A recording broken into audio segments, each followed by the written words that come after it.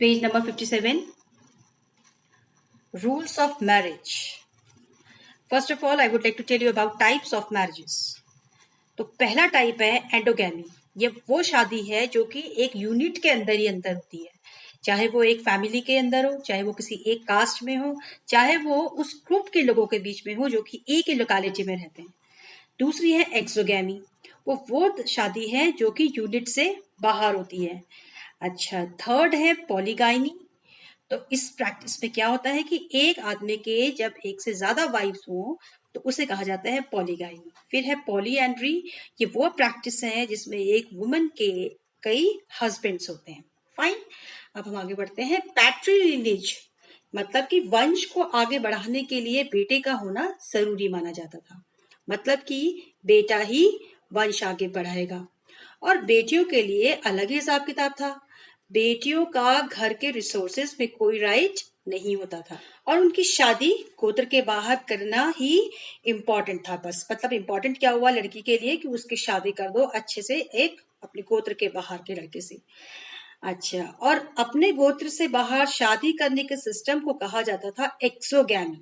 इसका मतलब था कि हाई स्टेटस फैमिली वाले की लड़कियों की शादी कम एज में ही हो जाती थी और उनकी लाइफ को बहुत ही केयरफुली रेगुलेट किया जाता था. लड़कियों की लाइफ को बड़ा ध्यान से रेगुलेट किया जाता था कि कब शादी हो, कब क्या हो, जिससे कि उनकी शादी राइट टाइम में राइट मैन के साथ हो जाए. अच्छा, इससे ये हुआ कि कन्यादान और gift of daughter in marriage को फादर की रिलीजियस ड्यूटी माना गया. कि मतलब एक बाप की, ये एक फादर की ये ड्यूटी है कि वो अपनी बेटी का दान करे. फिर क्या हुआ कि नए शहरों के आने से सोशल लाइफ और ज्यादा कॉम्प्लेक्स हो गई. अब क्या हुआ, अब पास और दूर के लोग आकर शहरों में मिलने लगे. सामान खरीदने के साथ साथ वो लोग आपस में आइडियाज भी शेयर करने लगे. इससे क्या हुआ कि अब जो पुरानी बिलीव्स और प्रैक्टिसेस में क्वेश्चन मार्क लगाए जाने लगे. जो पहले तो क्या था कि ये लोग आपस में मिल नहीं रहे थे, जैसा इनको सिखाया जा रहा था वो सब वो लोग विश्वास कर रहे थे. अब क्या हुआ, पहले ब्राह्मण्स क्या होते थे कि वो सोसाइटी में सबसे हाई स्टेटस रखते थे और उन्होंने खुद को बाकी लोगों से ऊपर रखा हुआ था और उन्होंने कुछ नियम कानून बनाए थे लोगों के लिए. अब जब लोग आपस में मिलने जुलने लगे तो उन्हें लगा कि भाई हम क्यों आंख बंद करके पुराने प्रैक्टिसेस को अनबिलीव को मान रहे हैं. तो क्या हुआ, इस चैलेंज से डरकर ब्राह्मण्स ने सोसाइटी के लिए डिटेल में सोशल बिहेवियर के नॉर्म्स बनाए. क्योंकि ब्राह्मण सब डर गए कि भाई लोग तो हमारे ही प्रैक्टिसेस में और ये पुराने परंपराओं में क्वेश्चन मार्क करने लगे. तो उन्होंने कुछ नियम कानून बना दिए कि कैसे, कि how you are expected to behave in society और how you have to behave in certain situation. आपको किसी परिस्थिति में किस तरह से बिहेव करना है. तो इन नॉर्म्स को सबको मानना होता था. ठीक, और स्पेशली ब्राह्मण्स को मानना होता था. तो 500 BCE के बाद से इन नॉर्म्स को कंपाइल किया गया. जो भी नियम ब्राह्मण से लोगों के लिए बनाए उन सारे रूल्स को एक से कंपाइल किया गया संस्कृत को टेक्स्ट में, जिसे कहा गया धर्म सूत्र या धर्मशास्त्र. इसमें सबसे इंपॉर्टेंट था मनुस्मृति. ठीक, जिसे कंपाइल किया गया 200 BCE से 200 CE के बीच में. इन टेक्स्ट को लिखने वाले ब्राह्मणों का मानना था कि उनके बनाए नियम जो हैं यूनिवर्सली वैलिड है. मतलब वो ही सही है, जो नियम उन्होंने बना दिए वो सभी को फॉलो करने हैं और जो वो कह रहे हैं वो सबको मानना चाहिए. लेकिन क्या होता था, रियल लाइफ सिचुएशन कॉम्प्लिकेटेड थी. भाई वो जो लिख रहे हैं उसको रियल लाइफ में हर चीज को वर्ड टू वर्ड तो नहीं उतारा जा सकता.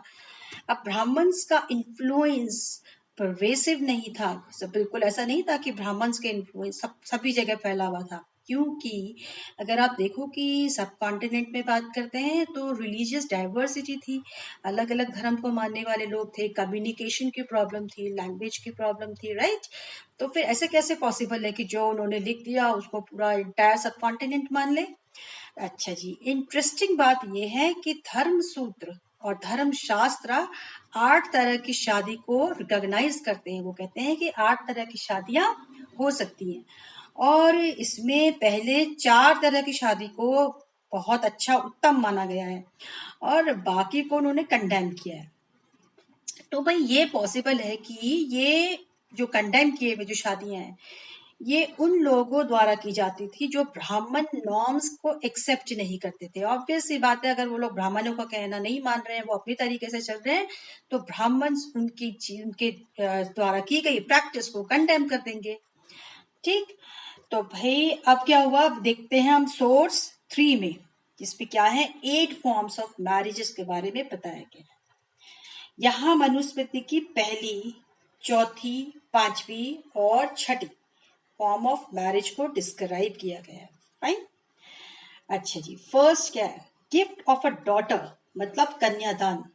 उसमें क्या था, उसे गहनों से सजाकर खूब अच्छे से तैयार करके उसे दान दिया जाए, उसे दान कर दिया जाए। किसको, जो वेदों का ज्ञाता हो, उस आदमी को उसे दान कर दिया जाए जो कि वेद को जानने वाला हो और जिसे उसके फादर ने उसके लिए चूज किया हो। तो ये शादी बड़ी अच्छी मानी जाती थी, फर्स्ट फॉर्म ऑफ मैरिज। अब आता है फोर्थ। तो उसमें क्या होता था कि फादर जो है वो जो दूल्हा दुल्हन को, ब्राइड एंड ग्रूम को ये कहकर एड्रेस करता है कि तुम दोनों साथ मिलकर अपनी ड्यूटीज को परफॉर्म करो।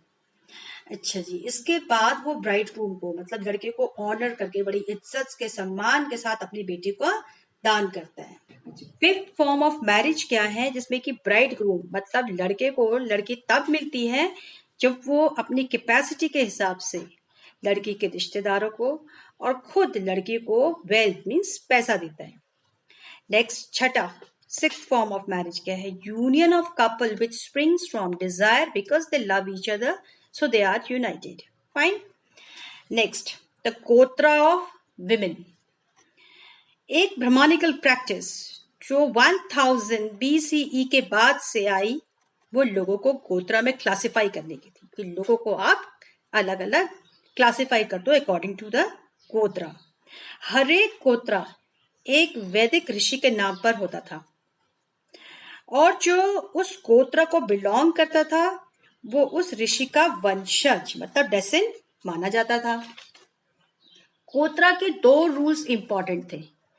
क्या था वो, शादी के बाद औरत को अपने फादर का गोत्र छोड़कर अपने हस्बैंड के गोत्र को अडॉप्ट करना होता था और दूसरा, एक ही गोत्र के मेंबर्स आपस में शादी नहीं कर सकते थे। अच्छा, क्या इन रूल्स को फॉलो किया जाता था? भाई ब्राह्मण ने तो बना दिया रूल्स, तो क्या इन रूल्स को फॉलो किया जाता था? तो इसे जानने के लिए हमें मेन एंड वुमेन के नामों को देखना पड़ेगा जो कभी कभी गोत्रों के नाम से डिराइव होते थे। ठीक, हमें कुछ नाम सातवाहना बड़े स्ट्रॉन्ग रूलर्स थे, उनके लीनियज से ना पता चलता है। इन सातवाहना राजाओं का रूल कहां से कहां, वेस्टर्न इंडिया और डेक्कन तक था। इन रूलर्स के कई इंस्क्रिप्शंस मिले हैं जिससे हमें इनके बारे में पता चलता है, इंक्लूडिंग उनके मैरिज टाइज के बारे में कि भाई किस तरह से इनकी शादियां किसके साथ हुई थी और क्या तरीका था। अब आप सोर्स 4 देखिए, name of Satavahana Kings from inscriptions. Inscription से राजाओं की कई जेनरेशंस का पता चलता है। नोट करिए, इनके नाम के टाइटल देखिए, जो सब सारे राजा के जितने भी रूलर्स हैं ये लोग, इनका टाइटल को क्या है, राजा, जो कि सारे सातवाहनों रूलर ने अपने नाम के साथ लगाए थे। इसके अलावा एक चीज और नोट करिए, क्या है कि एक शब्द है जो एंड होता है पुत्र से। ये एक प्राकृत वर्ड है जिसका मतलब है पुत्र। गौतमी पुत्र का मतलब हुआ गौतमी का पुत्र। गौतमी और वसिथि ये फेमिनाइन नेम है किसके, गौतम और वशिष्ठ के। ठीक, गौतम का बन गया गौतमी, वशिष्ठ का बन गया वसिथि। ये दोनों कौन थे, गौतम और वशिष्ठ? ये वैदिक सीयर थे, ऋषि थे जिनके नाम से गोत्रा है। अब आप ये नाम देखिए, राजा गौतमी पुत्ता सिरी सताकानी, राजा वसिथि पुत्ता सामी सिरी पुलामाई, राजा गौतमी पुत्ता स्वामी सिरी याना सताकिनी, राजा मधारी पुत्ता स्वामी सक्सेना, राजा वसिथि पुत्ता चत्रारापाना सतकानी, राजा हरिति पुत्ता विहुकाड़ा, चुट्टुकुलामंडा सतकामनी, राजा गौतमी पुत्ता श्री विजया सतकानी। ओके, तो ये थोड़े से कॉम्प्लिकेटेड नाम है, आप इसको बुक में जरा अच्छे से देख लीजिए। ओके, एंड आगे देखते हैं। कुछ सातवाहन राजा एक से ज्यादा वाइफ रखने की प्रैक्टिस को मानते थे, जिसे हम पॉलीगैमी कहते हैं।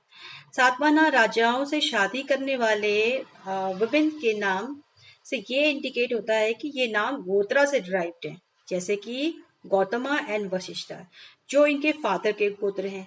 अच्छा, इससे तो ये लगता है कि शादी के बाद भी इन्होंने पति के गोत्र को एक्सेप्ट नहीं किया और अपने फादर के गोत्र को ही अडॉप्ट करके रखा। तो भैया ये तो ब्रह्मानिकल सिस्टम के बिल्कुल ही अगेंस्ट हुआ कि नहीं? क्योंकि अभी हमने पढ़ा तो उसमें क्या कर रहे हैं कि जो ब्रह्मानिकल सिस्टम में ये बताया जा रहा है कि women they had to change their gotra after marriage, पर यहाँ पर चेंज नहीं हो रहा है, वो अपने फादर के गोत्र को ही रिटेन रख रहे हैं। और ये भी पता चलता है कि कुछ रानियां एक ही गोत्र की थी। ये प्रैक्टिस एक्सोगैमी के अगेंस्ट थी। एक्चुअली ये एग्जाम्पल है एक अलग ही प्रैक्टिस का, जिसे हम कहते हैं एंडोगैमी और किन ग्रुप, मतलब रिश्तेदारी में ही शादी। ये ज्यादातर साउथ इंडिया की कम्युनिटीज में प्रेवेलेंट है।